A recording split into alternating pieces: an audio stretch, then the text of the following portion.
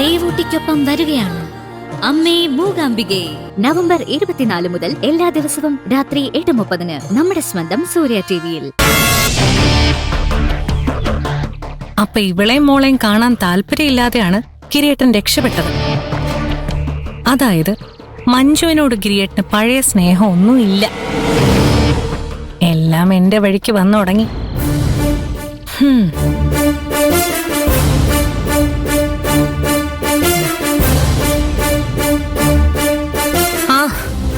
നിങ്ങൾ ഇത്രയും പെട്ടെന്ന് തിരിച്ചു വരുന്ന ഞാൻ കരുതിയില്ല.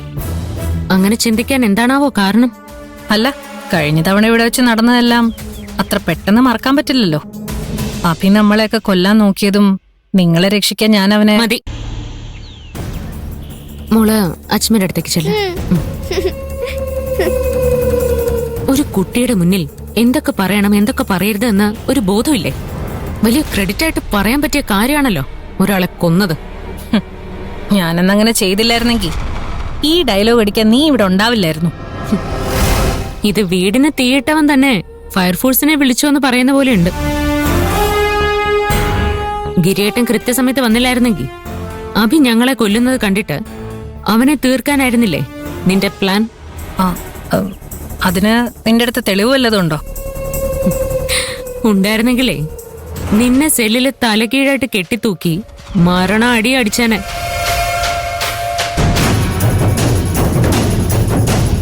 നീ ഈ കാണിക്കുന്ന നമ്പറൊക്കെ കണ്ട് ഞാൻ പേടിക്കുമെന്ന് നീ കരുതിയെങ്കിൽ നിനക്ക് തെറ്റി. കഴിഞ്ഞ 5 വർഷം ഇന്ത്യയിലെ പല സ്ഥലങ്ങളിലും ഞാൻ ഡ്യൂട്ടി ചെയ്തിട്ടുണ്ട്. ഞാൻ കൈകാര്യം ചെയ്ത കുറ്റവാളികളെ വെച്ച് നോക്കുമ്പോ നീയൊക്കെ വെറും ഞാഞ്ഞൂല. ദേ, എന്റെ വഴിക്ക് വന്ന് വെറുതെ പണി വാങ്ങിച്ചു കൂട്ടണ്ട. ഞാൻ നിന്റെ വഴിക്കല്ല, നീ എന്റെ വഴിക്കാ വരുന്നത്. ഗിരിയേട്ടന് എന്നെയാണ് ഇഷ്ടം എന്ന് നിനക്ക് വ്യക്തമായിട്ട് മനസ്സിലായിട്ടും അദ്ദേഹത്തിന്റെ പുറകെ നടക്കാൻ നിനക്ക് നാണമില്ലേ? നീയും മോളും വരുന്ന കണ്ടിട്ട് ഗിരിയേട്ടൻ ഇവിടെ ഓടി രക്ഷപ്പെടുക ചെയ്തത്. ഗിരിയേട്ടനെ ഇപ്പോഴും നിനക്ക് മറക്കാൻ പറ്റുന്നില്ലല്ലേ? ഗിരിയേട്ടനുമായിട്ടുള്ള ബന്ധം എന്റെ ജീവിതത്തിലെ അടഞ്ഞൊരു അധ്യായമാണ്. എനിക്കത് വീണ്ടും തുറക്കാൻ ഒരു ഉദ്ദേശവും ഇല്ല.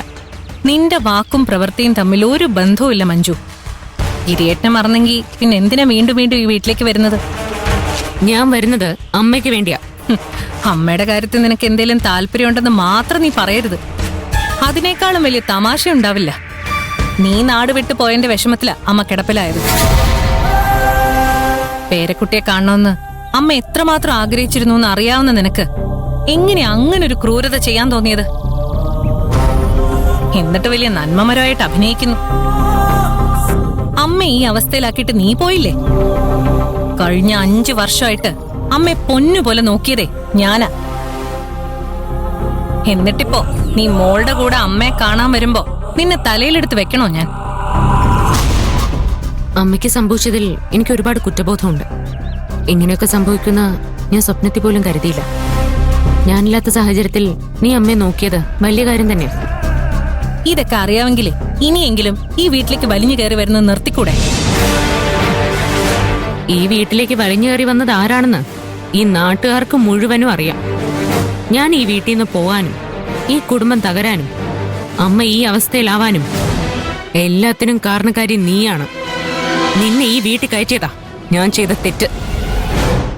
നിന്നെ ഈ വീടിന്റെ പടി കയറ്റരുതെന്ന് അമ്മ എനിക്ക് താക്കീത് നൽകിയതായിരുന്നു.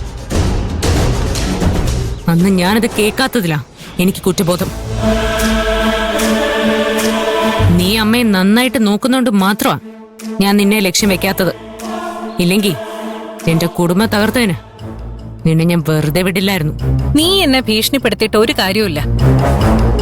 ഗിരിയേട്ടൻ എന്റെ കൂടെ ഉള്ളിടത്തോളം കാലം എനിക്ക് നിന്നെ പേടിക്കേണ്ട കാര്യവുമില്ല. അമ്മ ഇത്രയും കാലം നന്നായി നോക്കാൻ അറിയാമെങ്കിൽ ഇനിയും എനിക്കതിന് സാധിക്കും. നീ ഇങ്ങോട്ട് വന്ന് അമ്മ ഭേദമാവുന്നതിന്റെ ക്രെഡിറ്റ് ഏറ്റെടുക്കണ്ട. ഇവിടെ ആർക്കും നിന്റെ ആവശ്യമില്ല. എല്ലാവരുടെയും കാര്യം ഞാൻ വൃത്തിക്ക് നോക്കുന്നുണ്ട്. എന്നെ ഇവിടെ ആർക്കും വേണ്ടെന്നും നീയാണിവിടെ എല്ലാവരുടെയും കണ്ണിലുണ്ണിയെന്നും അല്ലേ നീ പറഞ്ഞത്? എന്നിട്ട് എന്തിനാ എന്റെ വരവിനെ നീ ഇത്രയും പേടിക്കുന്നെ? നിന്റെ സ്ഥാനം നഷ്ടപ്പെടുന്നുള്ള പേടിയുണ്ടോ? എന്നാ ആ പേടി അങ്ങനെ തന്നെ നിൽക്കട്ടെ.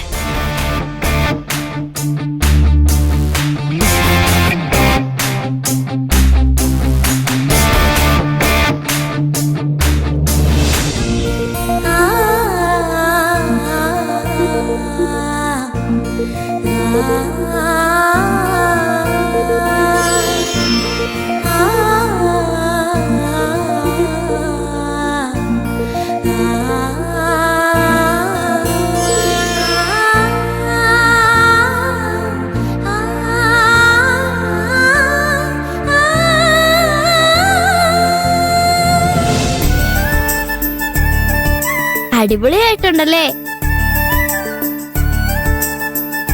ആ മോൾ അച്ഛമ്മ ശല്യപ്പെടുത്തുവാണോ?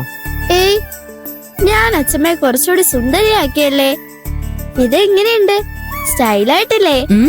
നല്ല ട്രെൻഡിങ് ആയിട്ടുണ്ട്. ആഹാ, ആന്റി അച്ഛമ്മ റെഡിയാക്കിയതും നല്ല സ്റ്റൈലായിട്ടായിരുന്നില്ലേ? ഈ ചെറിയ കുട്ടിയോടെങ്കിലും നിനക്ക് മത്സരിക്കാതിരുന്നൂടെ പ്രീതി? കഷ്ടം. അല്ല, നിങ്ങളെന്ന് ഇറങ്ങാൻ നോക്ക്. അച്ഛമ്മയ്ക്ക് മരുന്ന് കഴിച്ചിട്ട് റെസ്റ്റ് എടുക്കണം. ഞങ്ങളിപ്പോ വന്നതല്ലേ ഉള്ളൂ ആന്റി. അറിയാം മോളെ, പക്ഷേ അച്ഛമ്മയ്ക്ക് മരുന്ന് കഴിക്കാനും ഉറങ്ങാനും ഒരു നേരമുണ്ട്. അത് തെറ്റിക്കാൻ പറ്റില്ല. അച്ഛമ്മയ്ക്ക് റെസ്റ്റ് വേണ്ടേ? അച്ഛമ്മ ഏത് സമയം റെസ്റ്റ് എടുത്തോണ്ടല്ലേ ഇരിക്കുന്നേ? ഞാൻ കുറച്ചും കൂടി സമയം അച്ഛമ്മയുടെ കൂടെ ഇരുന്നോട്ടെ അമ്മേ. ആന്റിയോട് ചോദിക്ക്. ഈ വീട്ടിലെ എല്ലാ കാര്യങ്ങളും തീരുമാനിക്കുന്നതേ ഇപ്പൊ ഈ ആന്റിയാ. അപ്പോഴേ നമ്മൾ ആന്റി പറയുന്നത് അനുസരിക്കണം. Please aunty. ഒരു 10 മിനിറ്റ് കൂടി. Thank you aunty.